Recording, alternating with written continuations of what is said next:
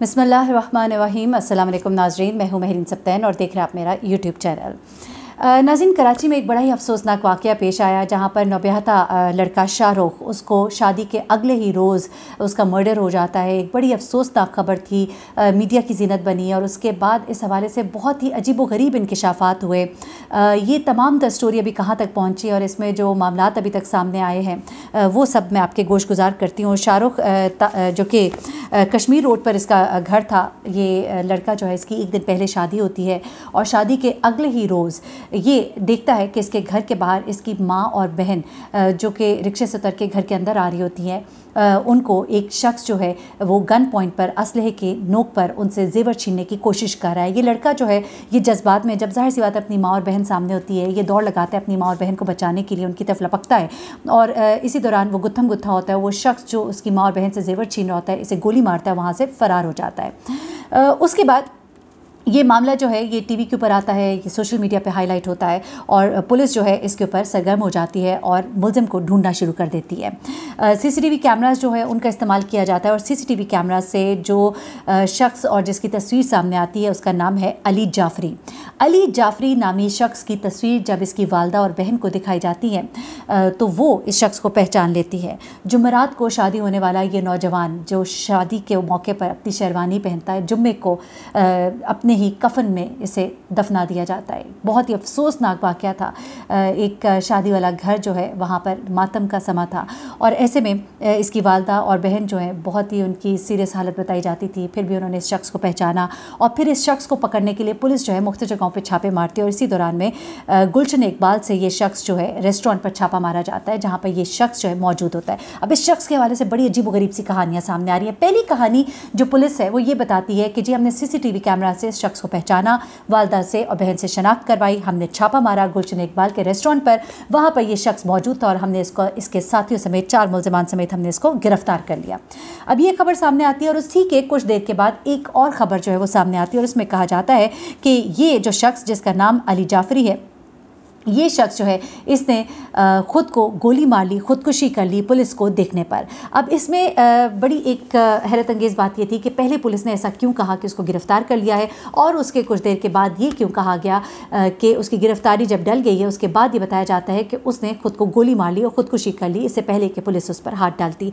इस पर अब ये गुमान किया जा रहा है कि यकीनन कुछ और लोगों को बचाने के लिए ऐसा काम किया गया। अब जो लोग उस वक्त अली जाफरी के साथ मौजूद थे वो 4 मुलजिमान यानी कि 3 मुलजिमान जो दीगर हैं उन्होंने बहुत अजीब व गरीब से इंकिशाफात किए हैं और ये जो शख्स है जिसे पकड़ा गया उसके बारे में भी अब कुछ बातें सामने आई हैं। बेसिकली ये शख्स जो है ये ख़ुद भी पुलिस से इसका ताल्लुक़ है और डिस्ट्रिक्ट वेस्ट में ये तैनात था और ये शख्स जो है ये बेसिकली इसके जो दोस्त हैं उन्होंने कुछ बातें बताई हैं, पहले मैं वो आपको बताती हूँ और फिर शाहरुख के भाई ने बड़ी तकलीफ़देह बातें बताई हैं, जो मनाजिर उसने देखे और जो अहले महल्ला ने बताए वो आपको बतानी है।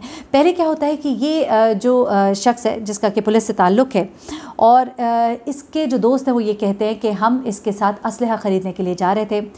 वहाँ पर रास्ते में मोटर बाइक पर इसने एक रिक्शा देखा और इसने मुझे कहा कि ज़रा 2 मिनट ठहरो और ये रिक्शे के पीछे गया और उसके बाद ये वहाँ से थोड़ी देर के बाद वापस आया, लेकिन इसके अंदाज़ से कुछ ऐसा ना लगा कि कोई मामला हुआ है कि नहीं हुआ है। लेकिन उसके बाद वो ये कहते हैं कि जब हम लोग असलाह ख़रीदने के लिए वहाँ पहुँचे जहाँ हमने जाना था, वहाँ पर कुछ इसकी हरकत व सकनात मशकूक सी थी कि हमें लगा कि कुछ ऐसा ज़रूर हुआ है जिसकी पर्दापोशी है, लेकिन हमें हरगिज़ नहीं मालूम था कि इसने कोई वारदात की है। लेकिन वो कहते हैं कि जिस वक्त हमने टीवी पर ये ख़बर चलते देखी कि एक शख्स को मार दिया गया है, जिस इलाके में मारा गया वहीं पर ये गया था, वहीं पर ये रिक्शा था और उसी को ये फॉलो करते हुए उस तरफ गया हमें पीछे छोड़कर, और हमें लगता है कि यकीनन ये वारदात इसने की होगी। और उस वक्त जब हमने ये खबर सुनी तो हमें ये गुमान गुजरा।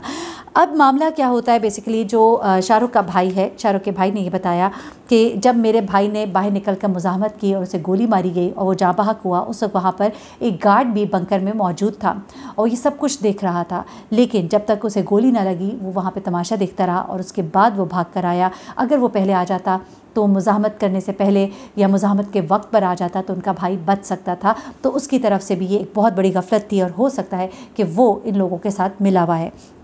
उसके बाद जब इस लड़के की ख़ुदकुशी की ख़बर जो है वो मिलती है इसके भाई को, तो वो कहता है कि मुझे बहुत खुशी हुई है सुनकर कि मेरे भाई के कातिल ने ख़ुदकुशी कर ली, क्योंकि मेरा भाई तो शहीद है लेकिन इसका कातिल जो है वो ख़ुदकुशी करने के बाद अब रोज़ मरेगा। मेरे भाई की रूह ने उसका बदला ले लिया। और ये एक ज़ाहिर सी बात है, भाई के जज्बात हैं, जिसके भाई को बेकसूर मारा गया, जिसकी सिर्फ एक दिन पहले जो है शादी हुई थी। एक और ख़बर मैं आपको देती चलूँ, ये लाहौर से है और बड़ी अफसोसनाक खबर है, लेकिन अभी इसमें डेवलपमेंट हो रही है, डेवलपिंग स्टोरी है। इसमें जो भी डेवलपमेंट्स होंगी मैं आपको बताऊँगी बाद में ज़रूर। अभी ये शाहरुख केस जो है ये चूँकि तकरीबन अपने अंजाम को पहुँचा, लेकिन इसमें जो बहुत मशकूक बात वो ये है कि पहले जो गिरफ़्तार किया गया उसकी ख़ुदकुशी की खबर जो है वो कैसे आती है, क्या पुलिस की मौजूदगी में उसको मारा गया, क्या हुआ, ये मामला जो है पुरअसरारियत इख्तियार किए हुए है।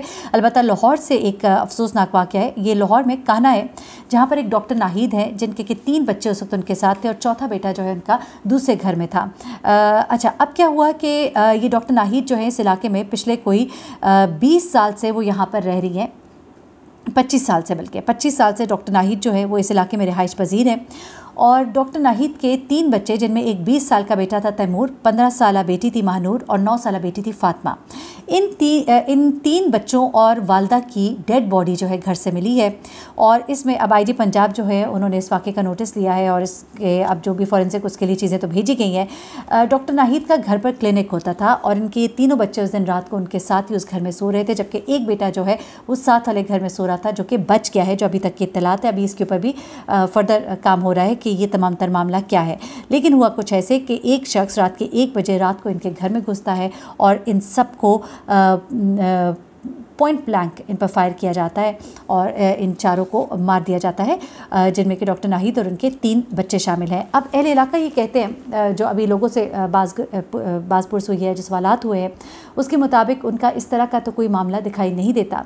अलबत्ता जो बच्चे हैं उनके हवाले से उनका ये कहना था कि ना उनकी कोई इस तरह की दुश्मनी थी, ना डॉक्टर नाहिद की इस तरह की कोई दुश्मनी थी, और वो बहुत अरसे से इस इलाके में रह रही हैं। ऐसे में उनके घर से इस तरह की जो अफसोसनाक खबर आई है, इस पर पूरा मोहल्ला जो है बड़ा परेशान है, क्योंकि इस की कोई बात कभी नहीं सुनी थी कि उनकी कोई दुश्मनी है किसी के साथ। और एक ही घर से जब ये जनाजे उठे हैं तो कोहराम मचा इलाके में, ज़ाहिर सी बात है। एक पुरानी शनासाई थी लोगों की उनके साथ और एक पुराना वो इस इलाके में रहते थे।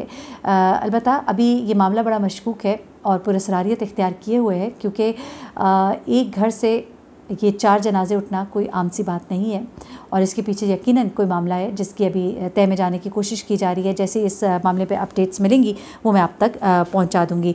कुछ दीगर ख़बरें भी हैं, मैं आपको अपनी एक और वीडियो में वो कुछ ख़बरें देना चाहती हूँ। कुछ बच्चियाँ जो हैं जो कि अपने वालिदैन के साथ थीं और लापता हो जाती है और उसके बाद वो कहाँ से मिलती हैं। एक सबक भी है आप वालिदैन के लिए कि अपनी बच्चियों पर आप नज़र रखें, इससे पहले कि आप दूसरों पर इल्ज़ाम लगाएं, अपने घर के अंदर भी नज़र रखें।